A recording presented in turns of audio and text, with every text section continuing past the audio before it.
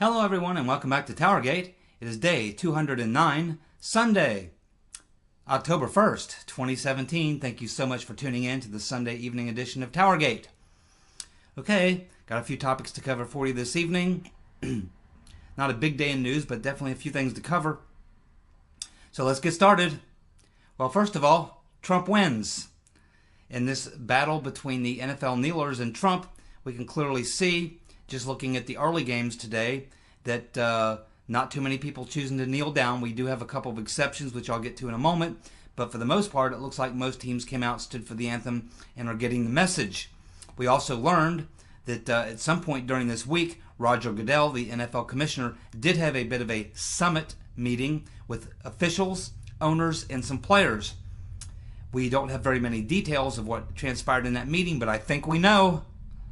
I think we know exactly what may have been discussed in that meeting, which is that, keep in mind, Mr. Goodell doesn't want to come out with egg on his face. He wants to try to solve this problem without having to come out and totally flip-flop. He doesn't want to get into a big fight with the players' union. He wants to try to clean up this mess that he created, without having to lose face completely. But he's certainly getting those phone calls from Ford and General Motors and especially Anheuser-Busch, who made it perfectly clear in their statement this week that they were going to have a conversation with Mr. Goodell and let him know exactly what position that they're on. And we know what position they're on. You stand for the flag and the national anthem, no protest. That's where they are, and they're the money men.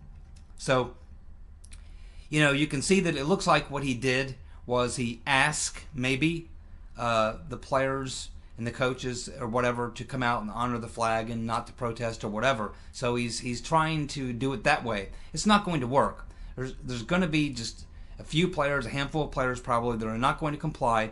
They have a powerful players union behind them, and they are going to push it as hard as they possibly can.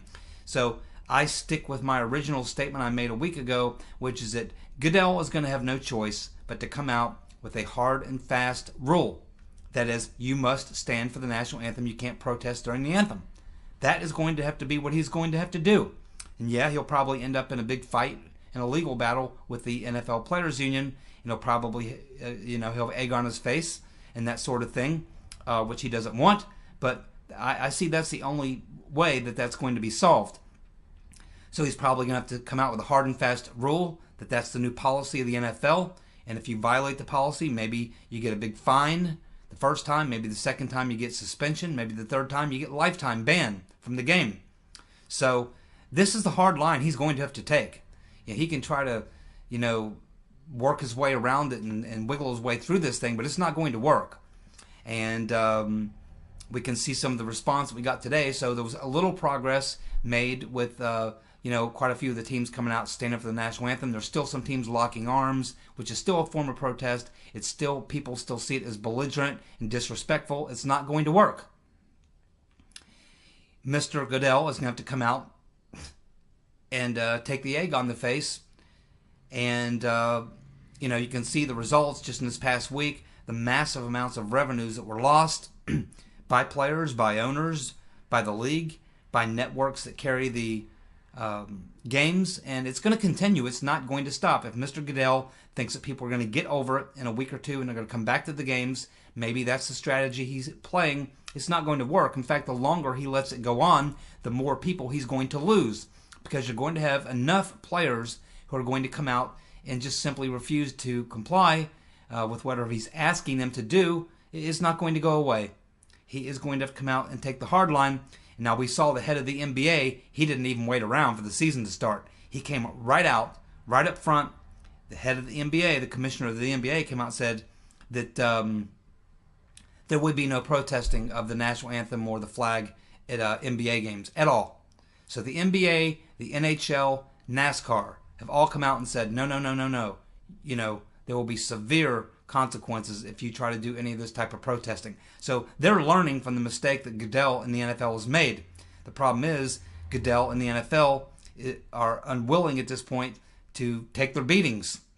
They apparently want to let it play out, but it cannot go on very much longer. Another week, 2 at the most, and at that point you will see the big time advertisers like Anheuser-Busch, GM, Ford, when they start pulling their ads, and the network executives over at CBS, who I believe carry a lot of those games on the networks, ESPN and all the rest, they're not going to give Goodell any choice. They're going to say, look, man, you need to come out and just lay down the law. And if you don't do that, we're out of here. So push will come to shove. I give this thing 1 to 2 more weeks, and Goodell will have to do what the commissioners of the other leagues have done. This is the only thing he can do, and yeah, he is going to face probably a legal, entanglement with the players' union. But we'll see where it goes from there. But that is the state of things as we stand now. Next topic: former Department of Homeland Security Jeh Johnson comes out again and reiterates what he said in the hearings when he was called into the hearings back in the summer, where he said there was no hacking of the election systems in 2016. Now, for very good reason, if you remember, in that hearing, he basically explained, hey, the voting systems are not hooked up to the internet. They're on an intranet, but the only way to penetrate their voting systems would actually be to go to where the servers are, which are probably in a very secure area, and physically hack into those servers right there. You cannot, via the internet, hack into the voting systems. They're not on the internet. They're on an intranet, which is not connected to the public phone lines or whatever. You can't hack into the voting systems that way. It can only be done directly. You'd actually have to be in the room with the servers. And he's confident that was not done. The only way it could have been done is if it was an inside job. And if it were done, that's exactly what it would be. But it wasn't done. And keep in mind, Jeh Johnson is an anti-Trumper. He's an Obama appointee. No friend of Trump's. He's a liberal, left-wing Democrat. And he's again coming out and saying exactly what he said in the hearings. No 2016 hacking of the election. Didn't happen. Well, we did have one team that faced severe backlash today in the NFL, and that was the Atlanta Falcons. That's because they had a player, I don't know what his name is, nor does it matter what his name is, who came out earlier in the week, I think it was on Tuesday, and said, hey, if the fans don't like our protest, then don't come to the game. Well, they got a big surprise today in Atlanta, and I saw the panoramic view photo or video of the stadium. That thing was 3/4 of the way empty. And this is the team that went to the Super Bowl last year. This is a team that has a very loyal fan base. Normally that stadium is packed. Today, about 3/4 empty. A lot of people listened to what that player said and decided to stay away. Boy, I bet he feels like an idiot. I bet his teammates aren't very happy. I bet the owner of his team is really unhappy because he lost a boatload of money. Not only did he lose, remember, these owners don't just lose the walk-up tickets that people buy, but where they make a ton of money every Sunday is on concessions.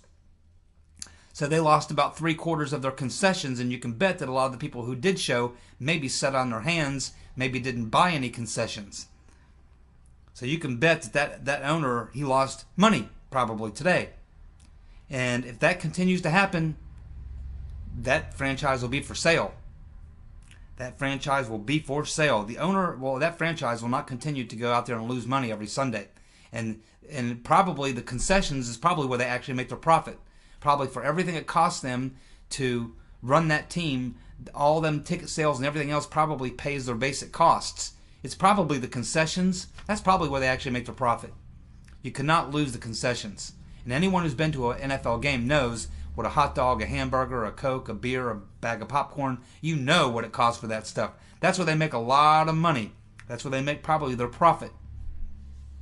But they didn't make very much today in Atlanta because that stadium was 3/4 of the way empty. And whoever that player is, he is done. As soon as his contract is up, if not sooner, he will be out of town. And you can bet he won't be finding any other teams willing to sign him. His career is pretty much over. My guess is his agent was probably on the phone with him after he said that and probably said, oh man, why did you say that, dude? That was really, really stupid. Yes, it was. Extraordinarily stupid. Well, the Buffalo Bills, of course, took knees today for Black Lives Matter. Well, that's going to cost them. Again, the owner of that team is probably furious. unless he supported it, which maybe he did. I don't know, but maybe he likes losing money. But the Buffalo Bills should not surprise us that they took a knee for Black Lives Matter, and it's going to cost them money. Like I say, in 2 to 3 weeks, when these guys take a look at the amount of money that they're losing and the fact that they're scaring away fans at an alarming rate, these owners will not continue to lose money in these businesses. No business owner will stay in a business where he's losing money. Okay, so the Buffalo Bills, the Falcons are the two teams that look like today. They definitely did not. They don't get the message. They don't get it. Lincoln Chains made a comment, and I think it was like 3 or 4 videos ago when I did the video. I think it was back on Sunday or Monday of last week when this story really broke, and I did spend quite a bit of the video talking about it. And I was talking about a lot of things. Well, Lincoln Chains made a very good comment. Lincoln Chains being one of our favorite commenters here and subscribers on the channel, where he took it a step farther and pointed out something that I didn't quite nail down, that he put a fine point to, which is that Trump may be playing a little bit of 4D chess here, and as he states in his comment that, we know that about 70% of people on average are opposed to the protests of the national anthem and the flag and the NFL games. So if Trump knows that 70% of the people are opposed to it, essentially by coming out and taking the strong position he did, he knew that he was pulling 70%, he was with 70% of the people, or 70% of the people are with him. And the point I think that Lincoln Chains was making was this was a very good political move, not just on this particular issue of the NFL games, but just in general. It was a very smart political move for Trump, because he just put himself in a position where he is with 70% of the people in the country, and they are with him. Now, if it's 70%, that tells us there have to be a lot of Democrats in that number, not just Republicans, and not just Trump supporters. His support's around 45, 48%. His hard support's probably 35, and then probably 10% who are kind of lukewarm. But that still leaves quite a few more people. If you look at 70% compared to 48, 45, whatever, that means that he's getting at least 20, 22% of people who are either Democrats or not really supporters of him, but are on the side of the issue with him. So I think the point that Lincoln Chains was making is that Trump made a very good political calculation here, because he put himself on the right side of an issue very forcefully, where 70% of the country is, and this probably won him some new supporters. And it put him really in the good position, and put everyone else who opposed him on this in a bad position. And that would include a lot in the corporate media, the NFL, a lot of these pundits, Hollywood, and a lot of other people. Once again, as Lincoln Chain suggested, maybe a little 4D chess. Maybe Trump saw this coming. He saw the opportunity and he jumped on it. He seized the moment. It's a big, big win for Trump on the Trump versus the NFL kneelers. It's like I said a week ago, it's a big, big win. It's going to continue to be a big win. And when it's all said and done, it will be the biggest win of all. Because obviously, the NHL, the NBA, and NASCAR have all come out and made it clear what their policy is: no protests. And Goodell, the NFL commissioner, will be forced to take the exact same position. And once that happens, game over. Trump takes the entire victory, lock, stock, and barrel. Walks away with all the marbles. Brilliant move, and a very good point made by Lincoln Chains. Thank you so much, sir. John Kasich, he's an embarrassment to the state of Ohio. He is my governor. Unfortunately, he's a moderate Republican. Let's not forget that when the big Wall Street collapse happened, he was working for the very bank that started that whole collapse. He was one of the traders working there at the bank that started the entire collapse. He also worked for Merrill Lynch because he got kicked out of Congress a long time ago. But then he ran for governor. He won 2 terms, and he really hasn't done that bad of a job as governor. He's a moderate Republican, but what he's done since this last campaign season, when he came out so opposed to Trump and such an anti-Trumper, really has hurt the party in Ohio. And now he's coming out, recently made a statement. He's still as hardcore anti-Trump as ever, and now he's come out and made a statement that he may leave the Republican Party. I don't know if that means he's going to be a Democrat. It really doesn't matter, because politically he's pretty much done. He's finishing up his 2nd term. He won't get a 3rd term. I don't think he can have a 3rd term. Even if he wanted one, he wouldn't get reelected. But what he's doing is he's poisoning the well for the next election, and he could end up delivering a Democrat, which would likely be Sherrod Brown or someone like him, one of these horrible Democrats that run every time, either for the Senate or for governor, and lose or win or whatever. And he's poisoning the well. And this is what's got Ohio Republicans, conservatives, libertarians so angry with him, is that he's poisoning the well. If he would just keep his mouth shut, we all know he doesn't like Trump. We know that. If he would just keep his mouth shut, finish his term, and then go back to Wall Street and make some more tens of hundreds of millions, we could live with it. We could put up with it. But the fact that he's going to leave town and burn down the damn house on the way out the door and make sure, possibly help to get us some horrible Democrat, liberal like Sherrod Brown or someone else as governor of Ohio we don't want. He's poisoning the well for the next possible conservative, Democrat, whatever, or conservative or Republican or whatever that we might actually get to be governor. So it's just a lot of people in Ohio are very frustrated with Kasich, and this is what he's up to. He's a hack. We just can't stand him. Sad. The Senate will now be allowed to testify. The Senate will now be allowed to hear testimony from those two individuals they've been trying to speak with. There's 3 different committees in Congress that want to speak to these 2 guys who are, number 1, Comey's chief of staff and Comey's FBI legal counsel. These 2 guys, one's named Rybicki and the other one I can't remember, but these 2 guys have been blocked by the FBI and the DOJ from testifying in the 3 committees where they've been subpoenaed. But apparently there's been a breakthrough. Grassley and a couple other members of these committees got together with Chris Wray and I think Rosenstein, and they finally agreed on something to allow these 2 guys to testify, but it appears that there's going to be very limited parameters that they're going to be able to delve into with these guys in terms of questions. Grassley wants to talk about the removal of Comey by Trump and how that was all done or why it was done or whatever.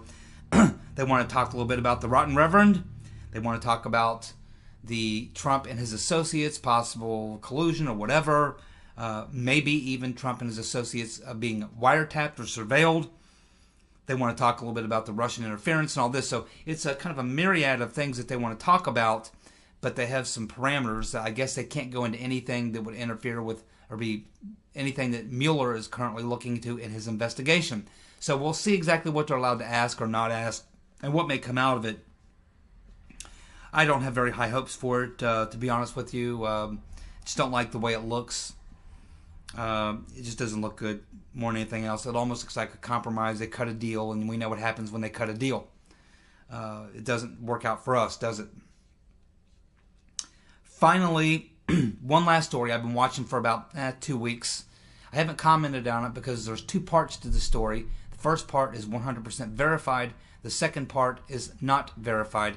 But there's some circumstantial evidence, some coincidence, but it has not really, in this second part of the story, which is pretty important to the story, has not been verified. I've been trying to verify it, been following other people who have been trying to verify it, and no one seems to be able to do that. So at this point, it's kind of hit a wall, so I'm going to go ahead and talk a little bit about it today, because it's a story I think some of you may have already heard about that I have not commented on, and it has to do with the Seth Rich and things like that, and Shawn Lucas, and topics that I do talk about here. It's not that I haven't known about this, it's just I've been waiting and trying to get some confirmation on the second part of this 2-part story. So let's go ahead and cover the first part, which is 100% verified, what we know. So we have learned, and this story originally comes from Disobedient Media, who we all love, and the source that they're using for this story is America First Media. America First Media is a relatively, excuse me, this site that they put out for America First Media is a relatively new site, been up about a month and a half. It's still under construction. It's like in beta mode. There's only a couple stories on it, but this is one. Now, they are connected to another site, which has been up for a while. They are fairly legitimate as far as the guys who run that site, the same people run this site. So they're fairly legitimate. I'm not questioning the legitimacy of their site just because it's new, because they are connected to another site, which has been around for a while. And they have broken some good stories, on their other site, and they're not just clickbaiters or anything like that. I mean, they are actually journalists. In fact, I believe the 4 people who are apparently responsible for this site are all former military, intelligence, or private investigators. So they are, credible, professional people, and I'm not questioning their credibility or professionalism. Just like I said on the second part of their story, it's a stretch. But I'll get to that in a minute. But first, let's cover the first part of the story, which is this. We have learned from FEC disclosures on the FEC website, which you can go look at the screenshot, the screen capture of the FEC, the Federal Election Commission website, and we can see the monies that were paid by the Democratic National Committee to their various clients or what have you. And we can see the money that they paid to Crowdstrike. Remember, Crowdstrike was a company that was brought in to investigate the alleged hack into the DNC.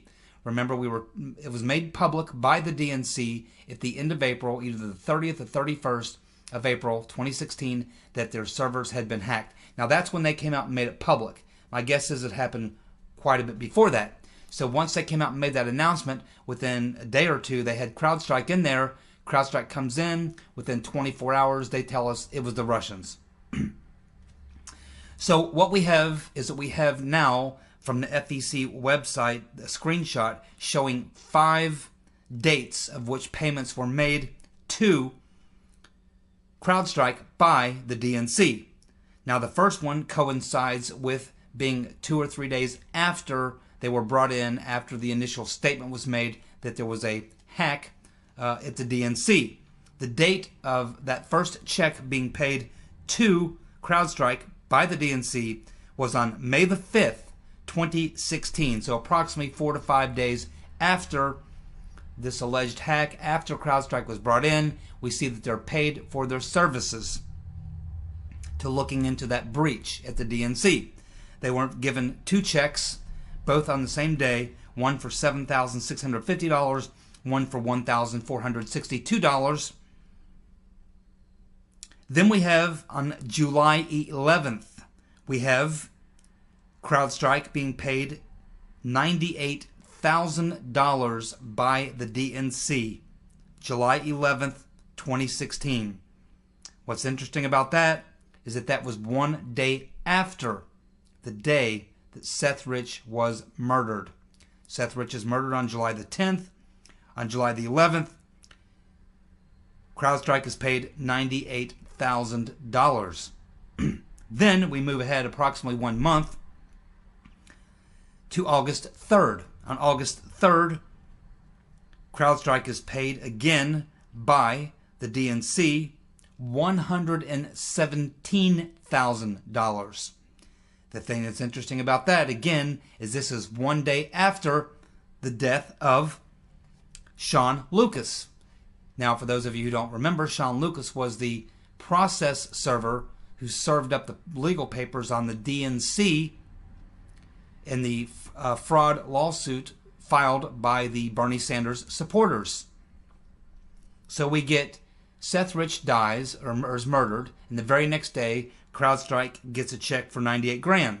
Then about a month later, Shawn Lucas serves up the papers on the DNC. Then he is found dead shortly thereafter, and the day after he's dies, is found dead. The day after he's found dead, Crowdstrike gets $117,000. So a lot of people are saying, and the story that's kind of running on the internet is that this was hush money that Crowdstrike may have discovered, certainly in the case of Seth Rich, that he was a leaker, and in order for them not to disclose that or help cover it up or whatever, they were paid this $98,000. And then the same thing happens with Shawn Lucas. He comes up mysteriously dying, and then the next day, Crowdstrike's paid $117,000. So a lot of people say this looks awfully suspicious and like it is hush money.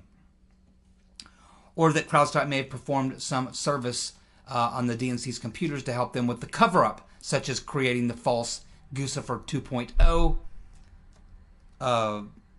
user, and then, of course, the claims that he made and all that kind of stuff. And we've already talked about all that. So this is where the story is at that point, And these are all facts. There's no question about these facts of the dates of the murders or the deaths of Seth Rich and Shawn Lucas. No doubts about the days that these monies were paid to CrowdStrike or the amounts of this money. This is all 100% verifiable and true. Now, the second part of the story is a story which is now saying that, according to America First Media, that Seth Rich and Shawn Lucas were friends.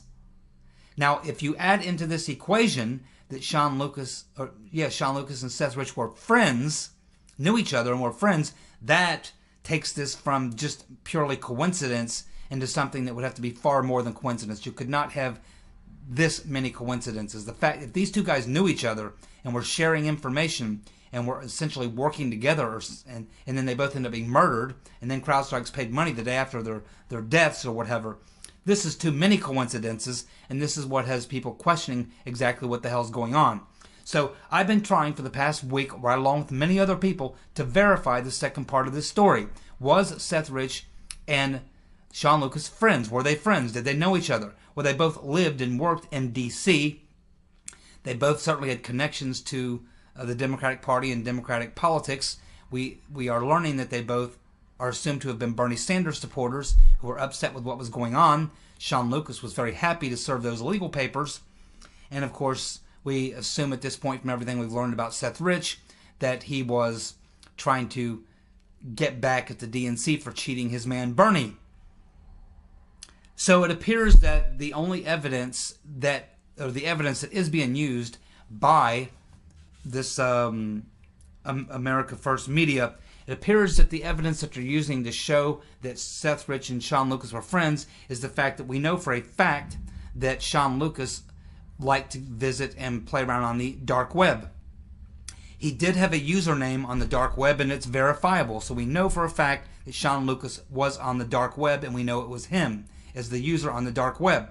In this particular case, it appears that he's having a conversation about politics, Bernie Sanders, the DNC, and all the stuff that's going on.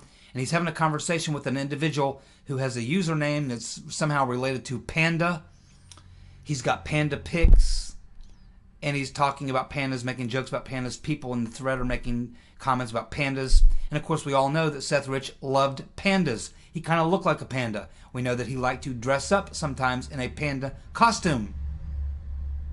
So this is why they're drawing the correlation and saying, well, this was obviously Seth Rich. Now, the fact that they were having this conversation on the web, even if it was Seth Rich, meant that they may have had a relationship on the internet, on the dark web, but it doesn't necessarily mean that they hung out or knew each other personally. It only means that they had a conversation on the dark web. If, in fact, it's even true that that was Seth Rich, being the user who was associated with pandas. So this has not yet been proven that Seth Rich was the user with the panda username and the panda stuff going on, but it's certainly a lot of reason to believe it very well could have been. But it doesn't really necessarily prove that they were close friends, only that they, even if it was Seth Rich, only that they shared some conversation on the dark web. But it is possible they both did live in D.C., and you have the other things going on. So this is the second part of the story, which is not verified, but if it turns out to be true, if it does turn out that that was Seth Rich, it was the other user, we know for a fact one user was Shawn Lucas. If we find out that the other user was Seth Rich, and maybe this is how these two guys like to communicate, was on the dark web, that would certainly take this to another level. Because at this point, this would go beyond what would be reasonable to assume is coincidence. It's it goes beyond that. There would have to be something more going on here, and it is possible that they could have been actual friends. So we don't know that for a fact, but this story is out there. It is very interesting, and it's just one more element into this overall puzzle that we're trying to put together. These are just a couple more pieces that look like they want to fit together, but there's still other pieces we need to put around them to make it all work.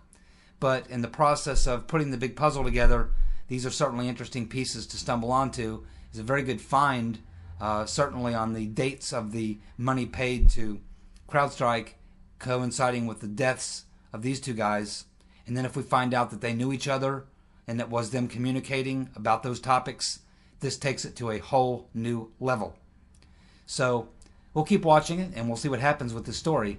But I did want to talk about it a little bit today. It's kind of a slow news day. So anyway, I'll keep watching it, and those of you, I'm sure, on my channel here will keep watching that as well. You can Google on it yourself and look into it if you'd like.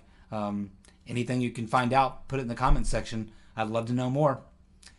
Thank you so much for tuning in. I'll be back again tomorrow with Monday's edition of TowerGate with another story that's pretty troubling. And so I'll be back with you then. Thank you so much for tuning in. You guys have a good night. Bye.